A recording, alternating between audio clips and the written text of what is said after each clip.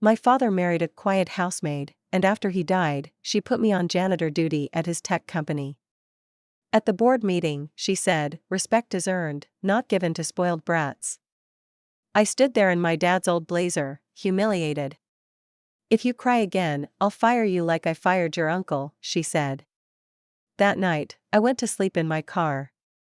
Next morning, a stranger knocked on the window. "She's lying about everything," he said.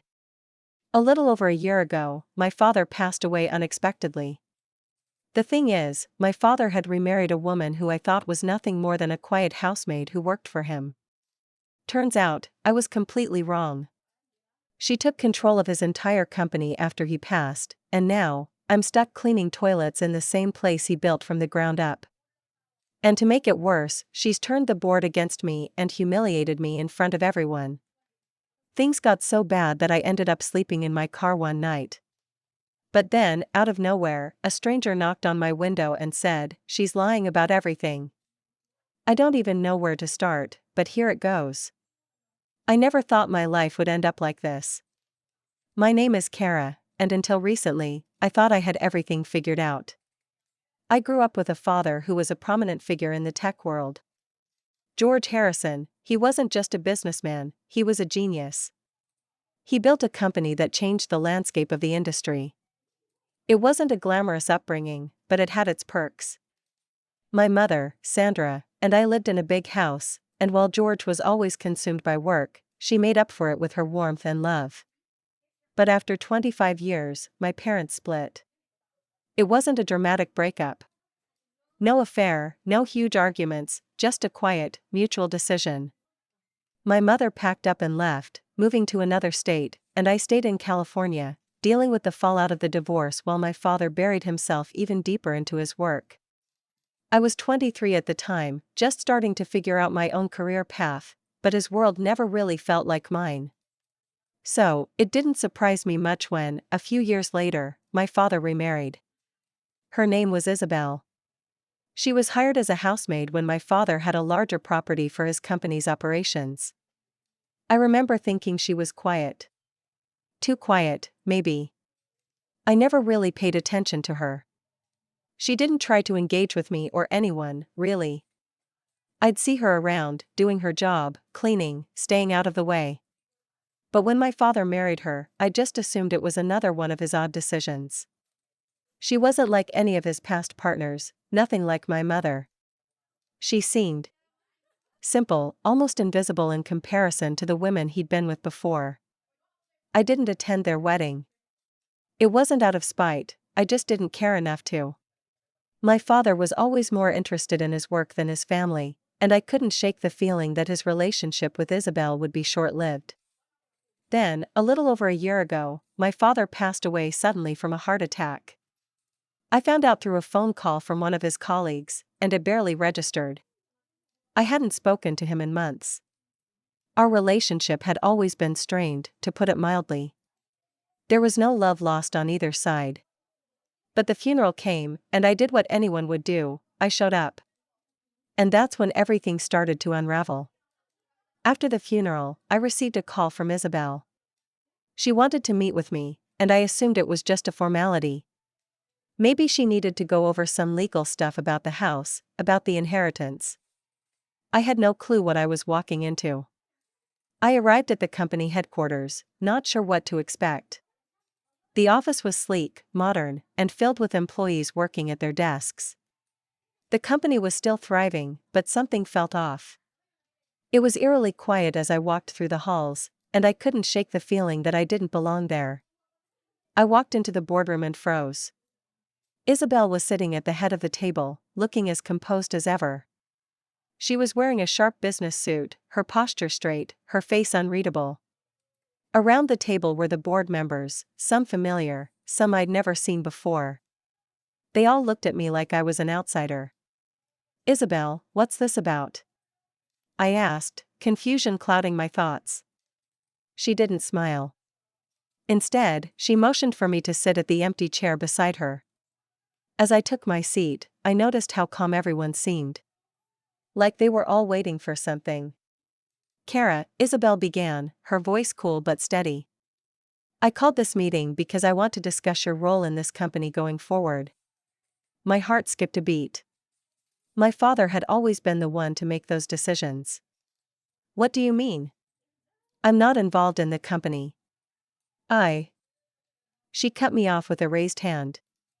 No, you're wrong. You are very much involved now. This company is part of your father's legacy, and I'm sure you wouldn't want it to go to waste. But I don't think you've earned the right to simply inherit it or take any of it for granted. I could feel the blood draining from my face. What are you talking about? The room fell silent.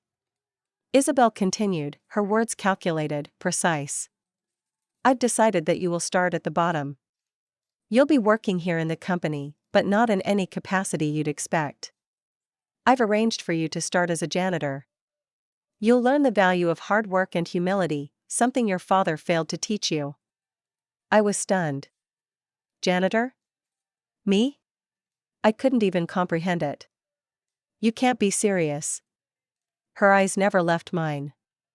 I'm very serious. You need to earn respect, not expect it. And believe me, I know the kind of person you are.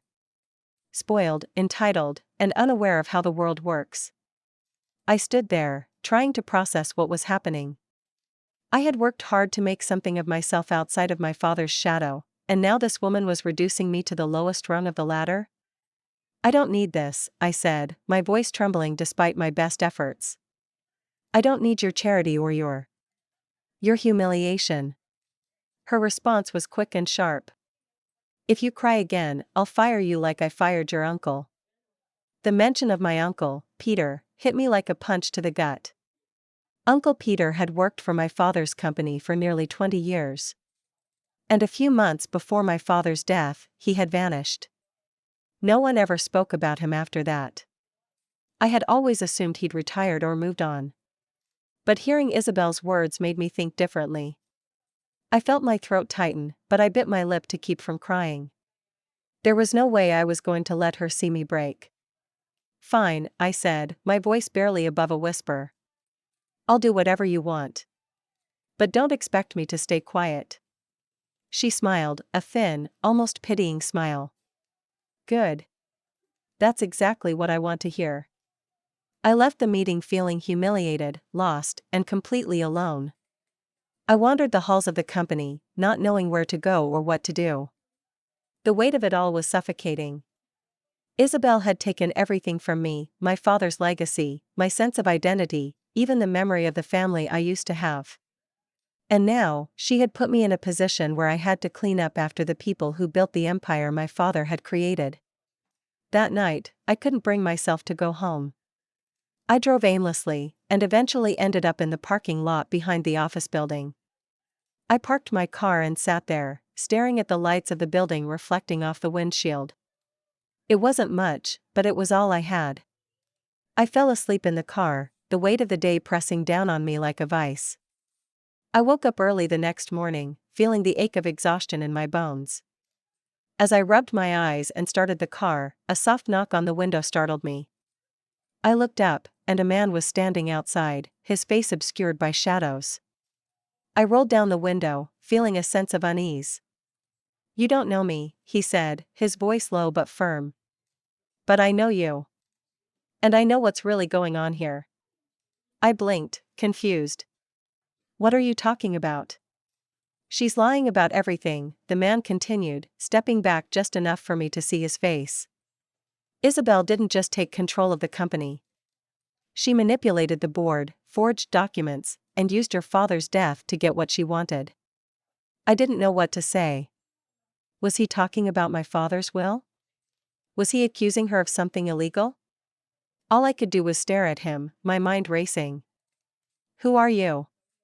I asked, my voice shaky. The man smiled faintly. Let's just say I used to work for your father. And I can help you get back what's yours. I sat frozen for a moment, staring at the man. His words didn't fully register in my brain at first. My pulse was still racing from the events of the day before. The humiliation, the anger, the helplessness. And now this man, a stranger, was telling me that everything Isabel had been doing was a lie. Who are you really? I finally asked, my voice shaky but determined. Why are you telling me this? He glanced around, making sure no one else was nearby. He then leaned down closer to the car window, his voice barely a whisper. My name's Max. I worked alongside your father for years. I know Isabel. I know exactly what she's been doing. His words hit me like a bolt of lightning. I felt a strange mix of confusion and hope. My father's company was the only thing I'd ever felt connected to, and now, it seemed like the woman who'd somehow woven herself into his life, and mine, had been playing everyone, including me. Max didn't wait for me to respond. He simply gestured for me to get out of the car. Come on. Let's talk inside. There's a lot more I need to show you. I hesitated. I didn't know this man. For all I knew, he could have been trying to manipulate me too. But something in his eyes, something desperate and sincere, made me trust him, if only just a little. I climbed out of the car, locking the doors behind me, and followed Max as he led me to the back door of the office building. We slipped inside quietly, avoiding the main entrance and the prying eyes of the employees. Max guided me down narrow hallways and through several locked doors before we reached a small, dimly lit room in the back of the building. It was clearly an old storage space, filled with forgotten office equipment and boxes stacked haphazardly. He pulled up a chair and motioned for me to sit. I don't have much time, he said, taking a seat across from me. But I can't let her get away with this. Your father was a good man, and he built this company for his family, not for Isabel to take control of it after his death. How do you know all this? I asked, my voice trembling slightly. Max sighed and ran a hand through his hair, looking down for a moment as if gathering his thoughts. I worked closely with your father for a long time. I was there when he started the company, and I helped him grow it. Over the years, I became one of his most trusted people. But then Isabel came into the picture. He paused, his eyes narrowing with frustration. At first, she seemed like just another person who worked here. A quiet woman, doing her job, staying in the background. But then, I started noticing things. Little things that didn't add up. Like what? I asked, leaning forward. My curiosity was now fully piqued. She was always present when your father had meetings, always close to him in ways that didn't seem natural. At first, I thought maybe I was just being paranoid. But then she started getting more and more involved in company decisions. Slowly, she began to push people out, employees who had been with your father for years. People like your uncle. My stomach turned at the mention of Uncle Peter. You're saying she had something to do with his disappearance? Max nodded slowly. I don't know for sure, but after your uncle was let go, it was like he vanished. No one could reach him. Isabel took over his responsibilities almost immediately, as if she'd been planning it all along. I tried to reach out to your uncle, but every time I asked about him, Isabel shut me down. It didn't sit right with me, and after your father passed, it all became clear. I felt my heart sink as I processed Max's words. So, she didn't just inherit the company. She manipulated everything? Exactly, Max replied, his voice full of bitterness. She forged documents, she convinced the board that your father had left everything to her, and when they questioned it, she silenced them. The woman you think of as the quiet housemaid? She's been a mastermind this whole time. I sat back in my chair, feeling sick. Everything I thought I knew was a lie. Isabel wasn't the simple, quiet woman I'd assumed she was. She was ruthless, cunning, and had somehow played all of us for fools. She had worked her way into my father's life, and now she was trying to take everything that was left of him, everything that belonged to me. How do you know all this, Max? I asked, still trying to piece everything together. Max hesitated for a moment, then leaned in closer. I had access to company records.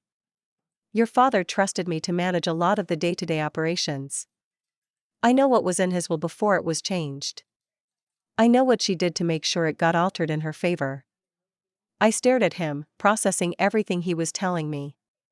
The betrayal stung, but there was a part of me that felt a spark of hope. I wasn't alone in this. Someone else knew the truth, and maybe together we could fight back. So, what do we do now? I asked, determination rising in my chest. Max smiled faintly. We expose her. I can help you gather the proof, but you're going to have to stand up to the board. She's not going to give up easily, and neither will they. But with the right evidence, we can take back control of the company. It won't be easy, but it's possible. I nodded slowly. I'll do whatever it takes. Max stood up and began rummaging through a stack of papers on the desk.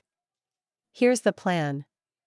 We start by gathering all the documents she's been hiding. I've got access to some of her emails and recordings from meetings she thought were confidential. I can show you where to find the proof. The next few hours were a blur of papers, files, and information that I could barely keep up with.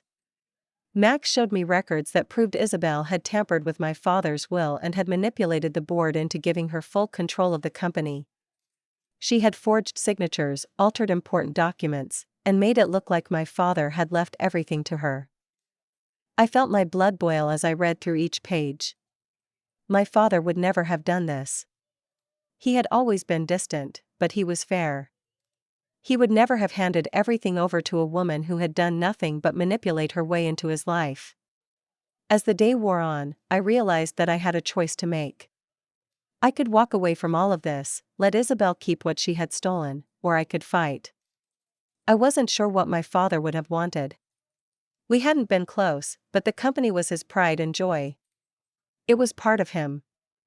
And now, it was mine too, by blood and by right.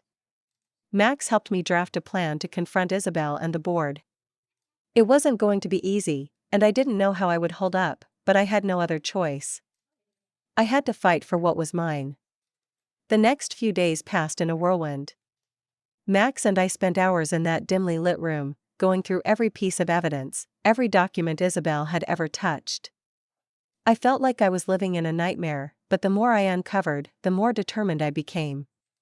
The weight of it all, the betrayal, the lies, the manipulation, was almost too much to bear, but there was a fire inside me now. I couldn't back down. Max had contacts in the company who were still loyal to my father, and they helped us gather even more information. I began to understand the depths of Isabel's deceit. She hadn't just manipulated my father's will, she had slowly wormed her way into the company's financials, diverting funds, and altering key contracts to benefit herself. The extent of her actions shocked me. It wasn't just a power grab, it was systematic, calculated. With Max's help, I started making a plan to expose her. The first step was getting the board members to listen to me. I knew that most of them were still loyal to my father, but Isabel had managed to get her claws into them one by one, convincing them she was the one who would take the company to greater heights. The board meeting was scheduled for the following Monday, and the closer it got, the more nervous I became. I'd be standing in front of the people who held the fate of the company in their hands. I had no idea how they would react when they learned the truth. Would they side with Isabel, or would they finally see her for the manipulative, power-hungry woman she really was? I spent the weekend going over everything, making sure I had all my facts straight.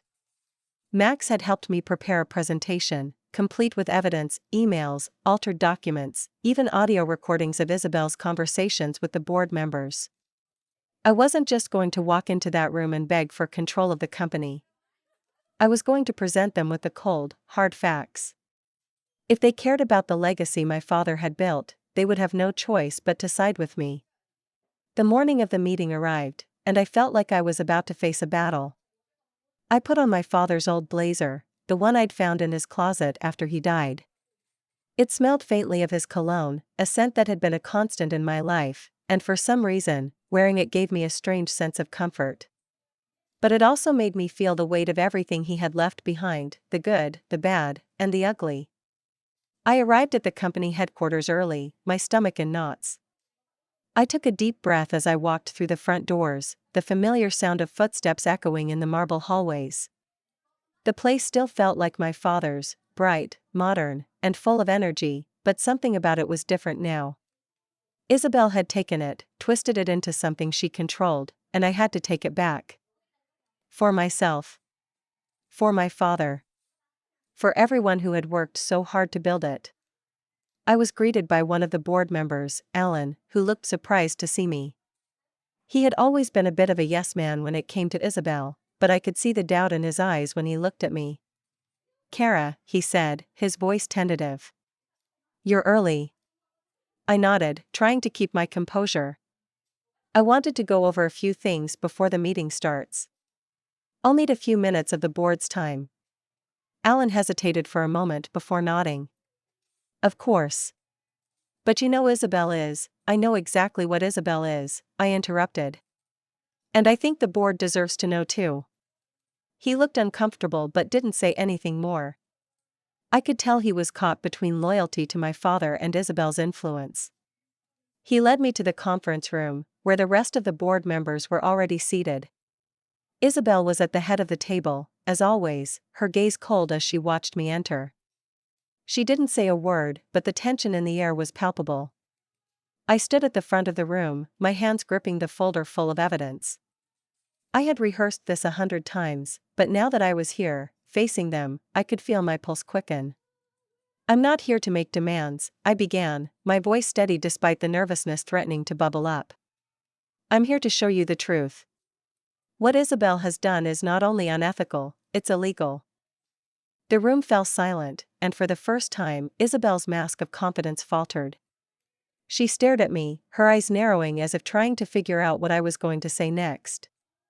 I opened the folder and began laying out the evidence, emails that Isabel had sent to various board members, altering financial reports, redirecting funds, and making shady deals behind closed doors. I showed them the forged signatures on documents that were supposed to have come from my father, the recordings of Isabel speaking to other board members in private, convincing them that she was the rightful heir to everything my father had built. The more I spoke, the more the room seemed to shrink around me. I could feel Isabel's presence, a weight in the air, but I refused to let it intimidate me. When I finally finished, I looked around the room at the faces of the board members. Some were shocked, others were uncomfortable, and a few, like Alan, were clearly conflicted. But Isabel, she was furious. Her lips were pressed into a tight line, her fingers tapping nervously on the table. "This is all a lie," she spat, her voice sharp. "None of this is true. Kara is just bitter because she's been left out of the will. She's trying to ruin everything your father built. Don't listen to her." Her words had no power anymore. The evidence was right in front of them. They couldn't ignore it. "I'm not here to ruin anything," I replied, my voice calm but firm. "I'm here to protect what my father left behind. This company was built by his hard work, and I'm here to ensure it stays in the right hands. Not hers." Isabel stood up abruptly, knocking her chair back. "You have no idea what you're doing, Kara," she said, her voice trembling with rage. "You're nothing but a spoiled little girl playing with things you don't understand. You think you can take this company from me? You'll regret this." "I'm not taking anything from you, Isabel," I said, my voice steady despite the fury in her eyes. "I'm taking back what's mine." The room was silent for a long moment.